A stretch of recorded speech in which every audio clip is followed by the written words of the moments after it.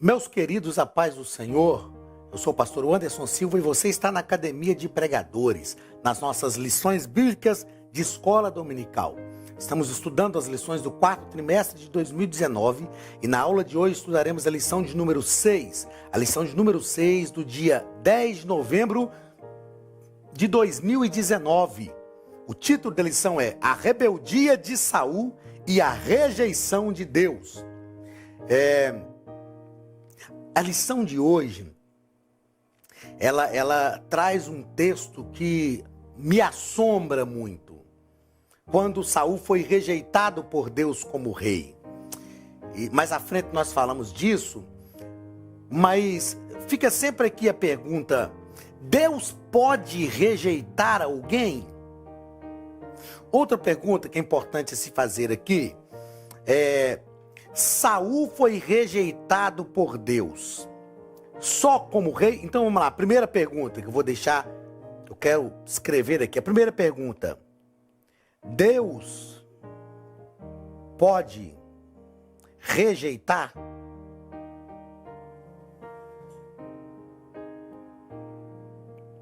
Deus pode rejeitar alguém?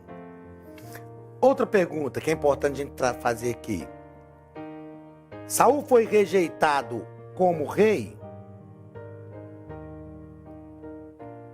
Saul foi rejeitado, eu vou colocar assim, nesses termos, como crente?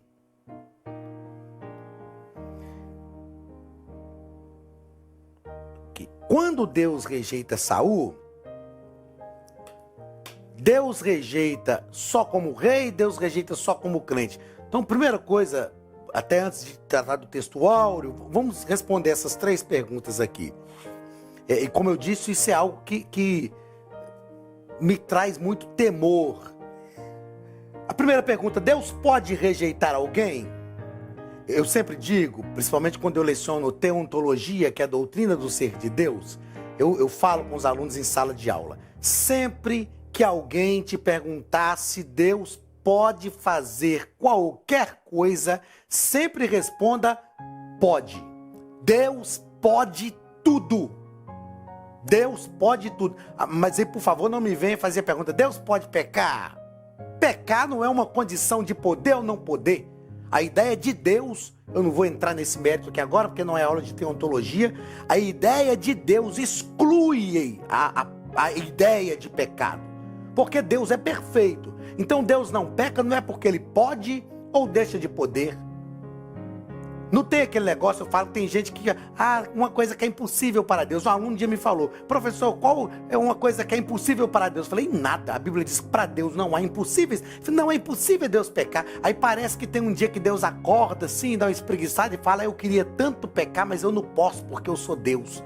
Ai, que vontade de pecar, mas eu não consigo. Não existe essa possibilidade de Deus pecar, porque Deus é perfeito. Então, a questão de Deus pecar ou não exclui.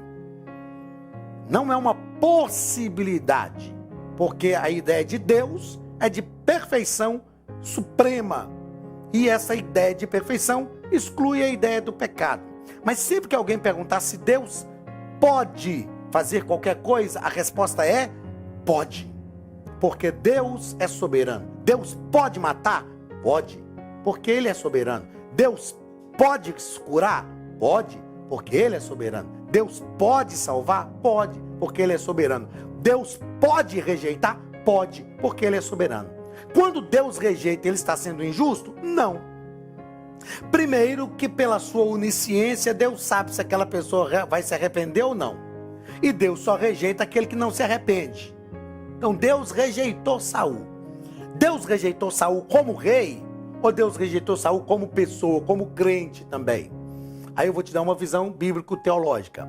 Deus rejeitou primeiro Saul como rei. Isto é claro, quando ele não mata os amalequitas, que era uma ordem de Deus. Nós vamos ver isso na lição de hoje.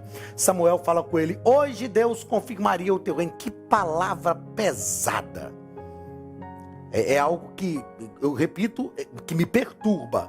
Porque Samuel chega para Saul e diz assim: hoje Deus confirmaria o teu reino. Mas por causa da tua atitude, Deus te rejeita e tem um melhor para o seu lugar. Ó, eu tinha até notado isso aqui, vou repetir isso no final da nossa aula. Deus sempre tem um melhor para o nosso lugar.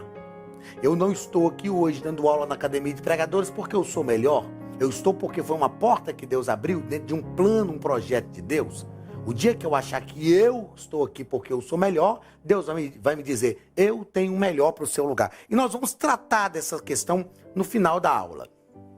Então Deus rejeitou Saul como rei. O texto é nítido, é claro, é patente. A gente vai ler a leitura bíblica em classe agora há pouco e a gente vai perceber isso. Deus rejeitou Saul como rei. Agora, Deus rejeitou Saul como pessoa também? Como crente? Eu também entendo que sim. Quando Saul consultou a feiticeira de Endor, a Bíblia diz que quando Saul assumiu o trono, Saul mandou matar os feiticeiros, extirpou os feiticeiros do contexto de Israel. Ficou lá uma feiticeira, a feiticeira de Endor. O texto diz que Saul se disfarça, tira suas vestes de rei e vai até ela. Quando Saul chega até a feiticeira fala com ele, por que você está me pedindo isso? Você bem sabe o que Saul fez aos feiticeiros, aos cartomantes. Aí Saul diz para ela, não, fica tranquila, nada vai te acontecer. Faz aí, eu costumo dizer que Saul falou assim, faz a urucumbaca aí. Quando subiu o espírito da terra, ela reconheceu que aquele homem que estava ali disfarçado era Saul. E ela diz assim, por que fizeste isto, sendo que tu mesmo és Saul? E olha o que Saul fala para a feiticeira de Endor, te juro pelo Senhor que nada te acontecerá. Nós não temos tempo para entrar nesse mérito aqui, mas o que acontece ali com Saul? O que nós chamamos de apostasia. Saul apostatou-se. O que é apostasia? É negar uma fé anteriormente declarada. E na apostasia não há perdão, não existe lugar para arrependimento. E então, ao que tudo indica, eu não estou afirmando, porque quem sou eu para mexer na salvação de qualquer pessoa, mas ao que tudo indica, Saul foi rejeitado por Deus também como crente. Saul não se arrependeu. E sem arrependimento não há salvação. Mas nós vamos tratar então sobre essa rebeldia de Saul e sobre essa rejeição de Deus em relação a Saul. Vamos ao texto áureo da nossa lição, que está em 1 Samuel, capítulo 15, versículo 23. Porque a rebelião é como pecado de feitiçaria, e o porfiar é como iniquidade e idolatria, porquanto tu rejeitaste a palavra do Senhor, ele também te rejeitou a ti, para que não sejas rei. Olha, Deus rejeita Saul aqui como rei. Isso aqui está claro. Deus tem um melhor para o lugar dele. Vamos à verdade prática. Ao cristão nascido de novo, não cabe praticar o pecado da rebeldia, pois fazê-lo é reviver a velha natureza. Nós vamos entender aqui durante a aula de hoje por que esse pecado da rebeldia, por que rebelar-se é tratado por Deus com tanta severidade. A gente pensaria, não, mas o camarada só se rebelou porque ele não concorda com algumas coisas. Por que é tratado por Deus com tanta severidade? Uma coisa eu já posso te adiantar. O primeiro pecado que aconteceu, que foi através de Lúcifer, que gerou o pecado do seu coração no céu, foi o pecado da rebeldia. E eu falo que todo rebelde tem no seu coração uma oportunidade para a germinação de uma semente plantada pelo próprio Satanás. Eu vou repetir isso, porque isso é sério. Vou para a câmera mais fechada para repetir isso aqui, olha. Todo rebelde, eu afirmo isso, tendo em vista que o primeiro pecado que aconteceu foi no céu e foi uma rebelião, todo rebelde tem no seu coração um terreno favorável à germinação de uma semente plantada pelo próprio Satanás.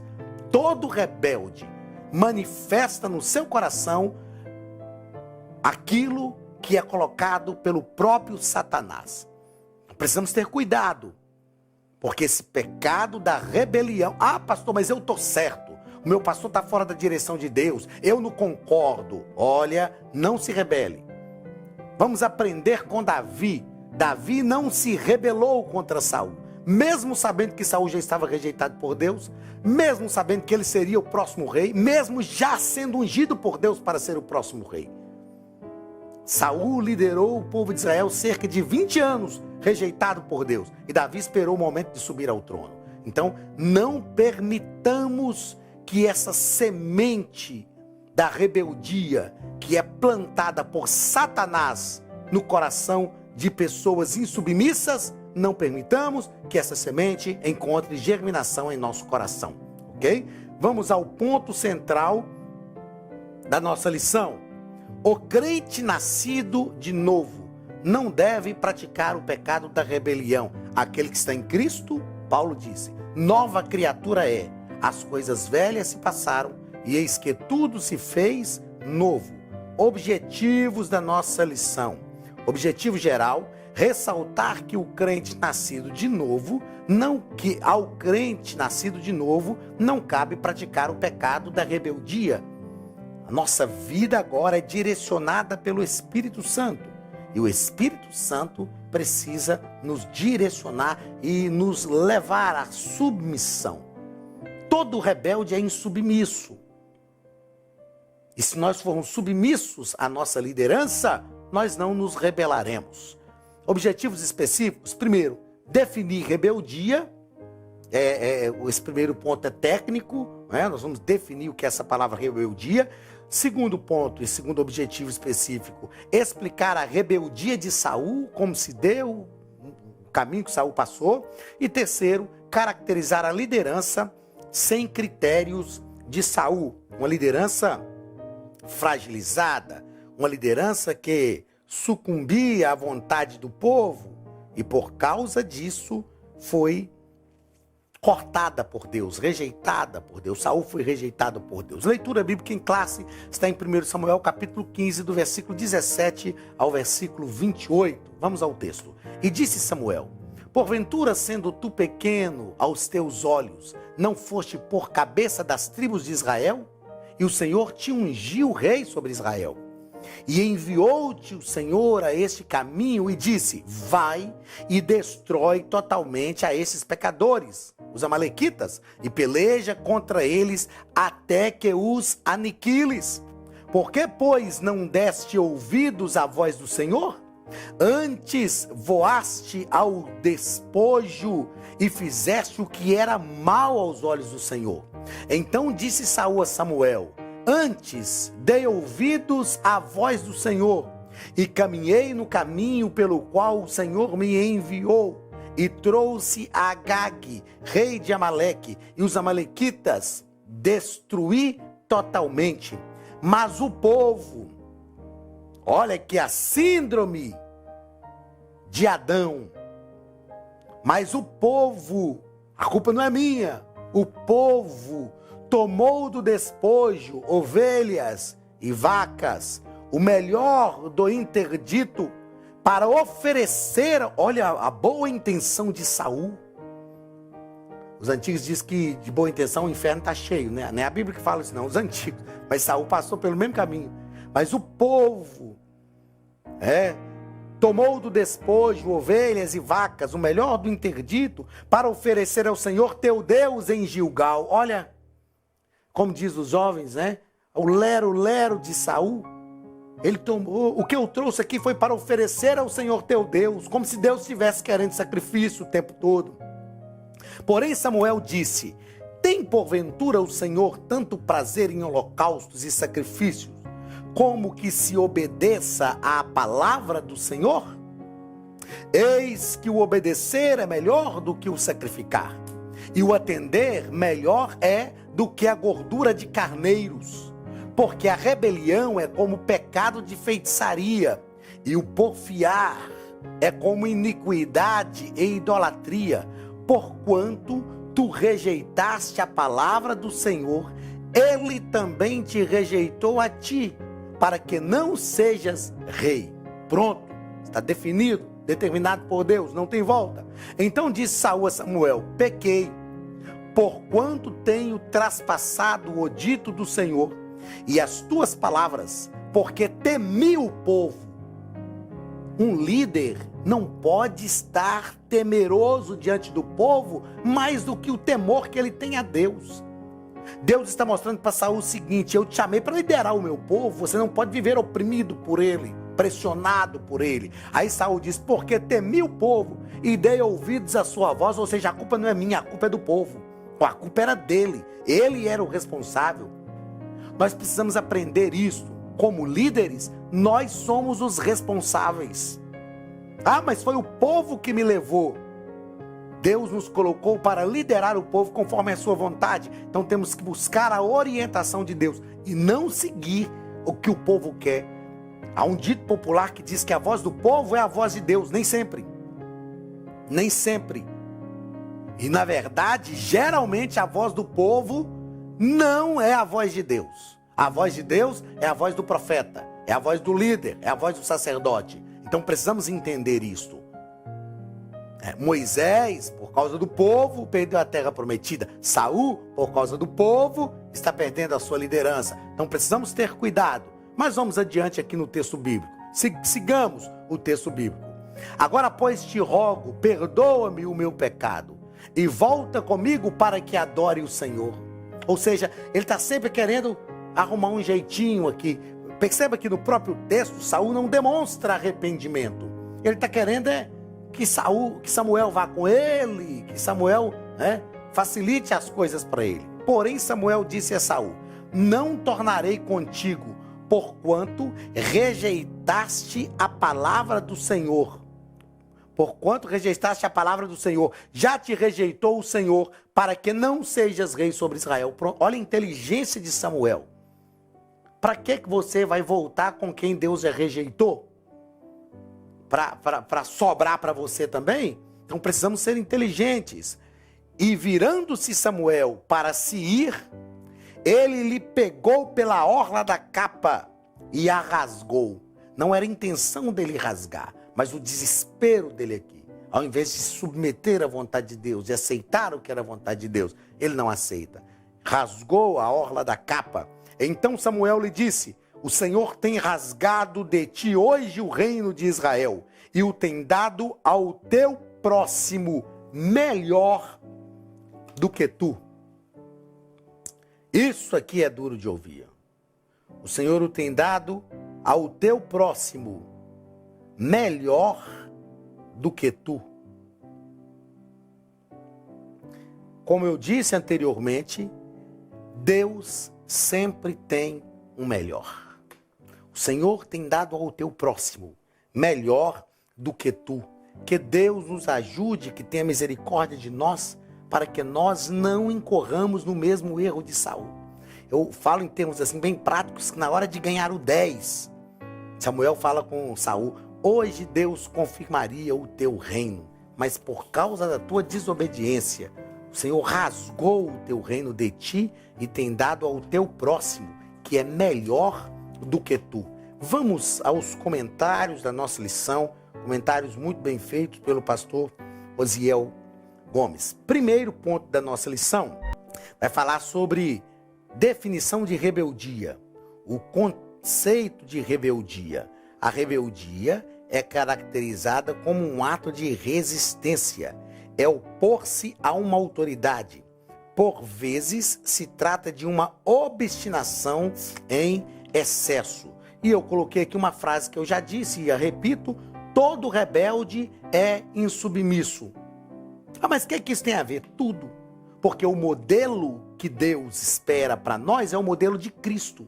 E Cristo foi submisso. Tende em vós, Filipenses capítulo 2, tende em vós o mesmo sentimento que houve em Cristo, que mesmo sendo Deus não teve por usurpação o ser igual a Deus. Antes esvaziou-se a si mesmo e assumiu a forma humana. E sendo achado na forma de servo, a si mesmo se humilhou até a morte, e morte de cruz, submissão. Pelo que Deus o exaltou soberanamente. Quem exalta? Deus o exaltou soberanamente. E lhe deu um nome que está acima de todo nome, para que o nome de Jesus se dobre todo joelho no céu, na terra e debaixo da terra, e toda língua confesse que Jesus Cristo é Senhor, para a glória de Deus Pai. A submissão de Cristo é o nosso modelo. Todo rebelde é avesso àquilo que Cristo é. E aí, deixa eu tentar te explicar isso de uma forma bem simples e prática. talvez nem tão teológica, mas bem simples e prática.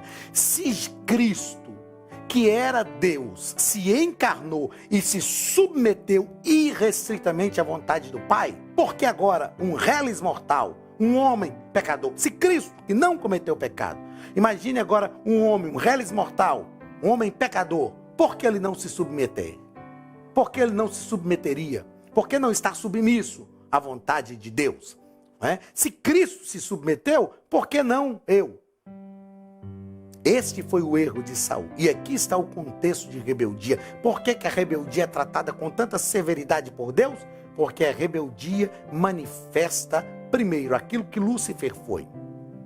Segundo, é um decreto do ser humano, um decreto voluntário e consciente e deliberado, dizendo para Deus, eu assumo daqui para frente. É comigo, eu não vou fazer o que o Senhor quer, porque o que eu quero fazer é melhor do que o Senhor tem para fazer. Foi o que Saul fez. Deus fala com ele, mata todos. Aí Saul diz, não, vamos poupar aqui, vamos fazer desse jeito. Ou seja, o que Deus prescreveu não é melhor, vou fazer do meu jeito. Só que ele está guerreando as guerras do Senhor. Ele vai vencer porque Deus vai o fazer vencer. Ele é um príncipe de Deus, ele está governando, liderando o povo de Deus. Então ele tem que fazer conforme a vontade de Deus. Rebeldia é algo terrível, o rebelde é terrível. E Deus trata o rebelde com severidade. Segundo parágrafo do primeiro ponto, os aspectos bíblicos da rebeldia. E o pastor comentarista da nossa lição vai colocar que o cristão não pode viver na prática da rebeldia, visto que no seu ser há uma nova natureza implantada por Cristo. Filipenses, capítulo 2. Tende em vós o mesmo sentimento que houve em Cristo. Este é o decreto, este é o desejo de Deus, esta é a vontade de Deus para nós. E eu anotei aqui que onde Cristo realmente reina, a rebeldia não tem lugar. Porque onde Cristo realmente reina, a submissão assume. E se somos submissos, a rebeldia não encontra lugar no nosso coração. Se Cristo realmente está reinando em nós, isso quer dizer que a rebeldia não tem lugar. O cristão e a rebeldia. O que o nosso comentarista coloca aqui sobre o cristão e a rebeldia? O cristão não deve sujeitar-se a uma autoridade quando a prioridade da justiça está em risco e quando há violação de princípios bíblicos. Mesmo assim, o ato de não submeter-se ao erro não significa liberdade para usar ataques com palavras indecorosas, motins e exposições em redes sociais. Isso aqui é um grande dilema na vida de muito crente. Devemos obedecer às autoridades constituídas, e Romanos capítulo 13 vai falar das autoridades constituídas, que são constituídas por Deus. E quando fala da autoridade, não de quem exerce a autoridade. Talvez quem exerce a autoridade não foi constituído por Deus, mas a autoridade, a função da autoridade, o cargo da autoridade, o cargo foi instituído por Deus. Então, nós devemos obedecer essa autoridade. Romanos capítulo 13 nos ensina sobre isso. O que nós perguntamos é: convém obedecer à autoridade quando está em risco, quando há uma violação de princípios bíblicos? Quando está em risco a justiça? Não convém obedecer. Mas já que eu não obedeço, cabe a mim agora, então, deturpar esta autoridade? Expor essa autoridade em redes sociais? Também não. Cabe a cada um de nós, como igreja do Senhor Jesus, orar para que Deus restabeleça a autoridade. Porque Deus põe no trono e Deus depõe do trono. Deus faz aquilo que Ele quer. Então esse deve ser o papel de cada crente, de cada cristão. Segundo ponto da nossa lição: a rebeldia de Saul, primeiro parágrafo, não cumpria a ordem divina. Deus deu uma ordem para Saul. Deus deu uma ordem, mas Saul não obedeceu à ordem divina. Saul não obedeceu à ordem divina. A ordem divina é para que Saul matasse dos amalequitas todos. Esta era a ordem de Deus para Saul. Todos deveriam morrer. Não deveria ficar nada. O rei, ele não deveria tomar do despojo. Deus já havia dado oportunidade aos amalequitas. Então Deus não está sendo injusto? A ordem de Deus tem que ser... Não é uma ordem ilegal, porque Deus é o dono da vida. Então a gente olha para as páginas do Antigo Testamento, existem alguns críticos de plantão que querem ler o Antigo Testamento com a nossa visão pós-moderna. Só que o Antigo Testamento tem que ser lido no terreno do Antigo Testamento, analisado no terreno do Antigo Testamento. Deus pode mandar matar? Pode, ele é o dono da vida. A ordem é ilegal? Se eu der uma ordem para matar alguém, eu não posso, porque eu não tenho o poder da vida, mas Deus tem.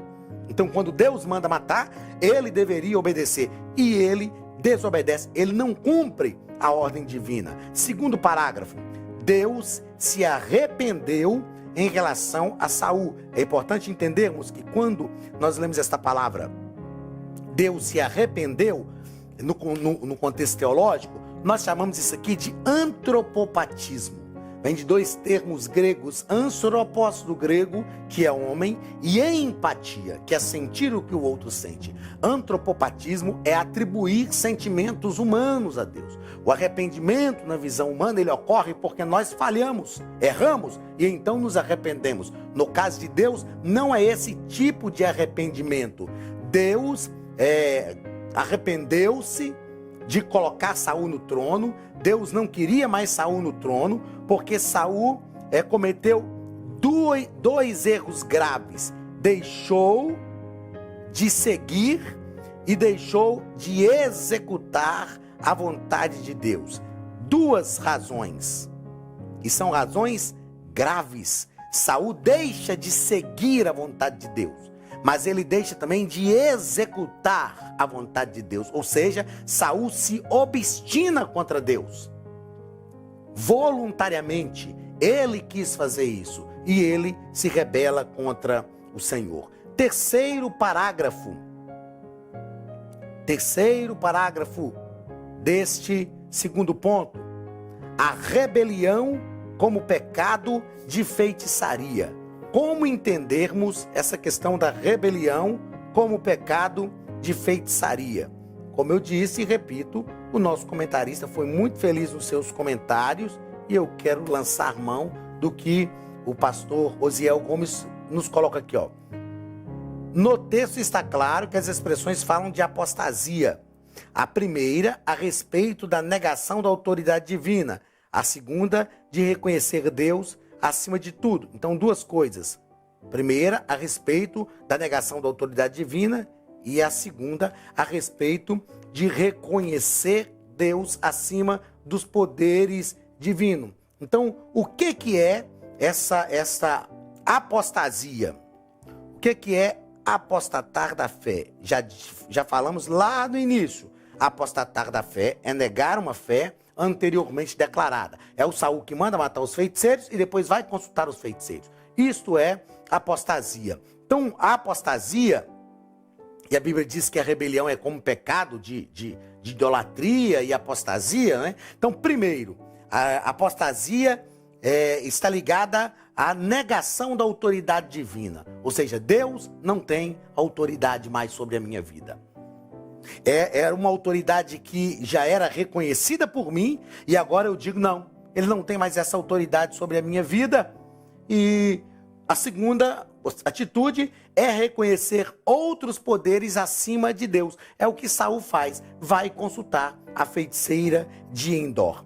E o nosso comentarista ainda deixa claro aqui, ó, que a insolência e a arrogância de Saul revelam, né? Mas revelam a tentativa de ele se impor no lugar de Deus. Era como se as regras da guerra fossem dele. E ele esqueceu que Deus não dá a sua glória a ninguém. Saul desobedece. E parece que é só uma desobediência. Mas obediência, meus irmãos, é um princípio. Entendamos uma coisa importante sobre princípio. Eu tenho ensinado que existem pessoas que quebram princípios de Deus e querem ser abençoadas por Deus. Eu até uso o seguinte exemplo. Um dia eu estava muito cansado, tinha viajado 3 dias assim, praticamente sem dormir direito. Aí eu orei e falei: Deus, tem misericórdia de mim, restaura as minhas forças físicas. Aí Deus falou comigo assim: dorme 3 horas por noite, você vai ver como que eu vou te restaurar. Então, simples. O sono é reparador. Então, se eu quero ter as forças físicas restauradas, eu tenho que dormir. Isso é um princípio. Então não adianta eu quebrar esse princípio, ficar noites e noites e noites sem dormir e pedir a Deus: Senhor, me restaura. Deus vai falar: vai dormir, ué. Se você dormir, eu te restauro. Existem pessoas que quebram princípios e querem continuar sendo abençoadas por Deus. E Deus é Deus de princípio. A obediência é um princípio. A santidade é um princípio. A rebeldia de Saul aqui parece ser tão somente uma desobediência, mas é um princípio. Ele quebrou este princípio. E não tem como as coisas darem certas se o princípio está quebrado. Eu quero que Deus me abençoe. Então, restaure os princípios quebrados. Reveja as suas atitudes diante de princípios quebrados. Porque a partir do momento que os princípios forem restaurados, a bênção de Deus novamente virá. Simples assim. Vamos adiante. A insolência, então, e a arrogância de Saul revela essa tentativa dele se impor no lugar de Deus. E nós vivemos uma geração que quebra esses princípios e quer adorar. Ele quebra um princípio, desobedece e fala: não, mas eu quebrei esse princípio porque eu guardei esses animais, o dispôs, para adorar a Deus. Não, Deus quer que a gente não quebre princípios. Então Saul está totalmente equivocado. Vamos ao terceiro ponto da nossa lição. Saul, um líder sem critérios. Primeiro, ele não sabia esperar. Então, uma das provas de que Saul não tinha critérios para a liderança era a sua impaciência. A Bíblia diz que ele deveria esperar Saul chegar para oferecer, esperar Samuel chegar para oferecer sacrifício e depois sair para a batalha. Samuel demorou 7 dias para chegar e o povo pressionou e ele ofereceu o sacrifício. O texto diz assim: acabando Saul de oferecer o sacrifício, Samuel chegou. Era só esperar mais um pouquinho. Saul acaba de oferecer o sacrifício, aí Samuel chega. Samuel chega e diz: olha, Saul se acha autossuficiente. O problema de Saul aqui não foi só oferecer o sacrifício, foi a sua impaciência. Saul é o rei que diz o seguinte: não, Samuel tem que fazer, mas se ele não está aqui, eu também faço, qual o problema? Não, ele tem que saber quais são os seus limites. Ele tem que se sujeitar à autoridade que Deus colocou sobre a vida dele. Ele foi além dos limites da autoridade. Ele é impaciente. E aí Deus vai tratar. Segundo parágrafo. Saul, o rei rejeitado. Nós já tratamos disso aqui. Por causa do seu pecado de não ouvir a voz de Deus, Deus o rejeitou. E esta irreverência com a ordem divina,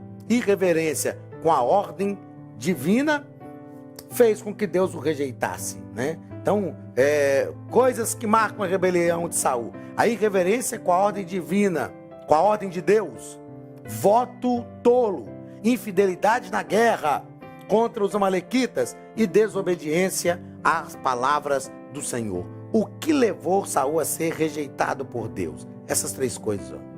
Essa irreverência, o voto de tolo. O texto que está aqui, ó, a irreverência, o voto de tolo, a infidelidade na guerra contra os amalequitas e a desobediência às palavras do Senhor. Assim Deus rejeitou Saul. Vamos a algumas considerações, 3 considerações importantes aqui. Mesmo parecendo simples desobediência, a rebelião caracteriza-se como uma ação determinada. Olha o que é rebelião: uma ação determinada de não cumprir uma ordem, demonstrando o desejo de tomar as suas próprias decisões. O filho, quando se rebela contra o pai, ele diz: eu não vou obedecer suas ordens, eu vou tomar as minhas próprias decisões. Saul se rebelou contra Deus, ele está dizendo: eu não vou obedecer às suas ordens, eu tomo as minhas próprias decisões, ou seja, eu sou independente. E Deus rejeita isso, Deus abomina isso.